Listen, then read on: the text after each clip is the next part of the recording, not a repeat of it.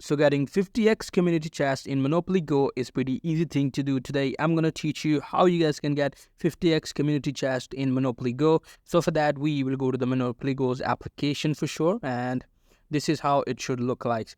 Now here you guys will be able to see this chest, which is a community chest. If I tap on this open, which I cannot open right now just because I have not completed their requirements. In order to open your first chest, Monopoly Go wants you to have minimum of 5 friends. After having 5 friends, you will be able to open these chests, and for opening the multiple chests you need up to 10 friends in your Monopoly Go. So after adding up to 10 friends, you can open this community chest on daily basis, and there is no guarantee you get 50x community chests because it totally depends upon luck. So you just have to keep on opening these chests again and again every single day until you get a 50x. So unfortunately there is no guarantee way to get 50x community chest, but totally depends upon your luck. So keep on trying until you get 50x chest. So that's pretty much it. That's how you guys can do it. Hope you guys find this video helpful.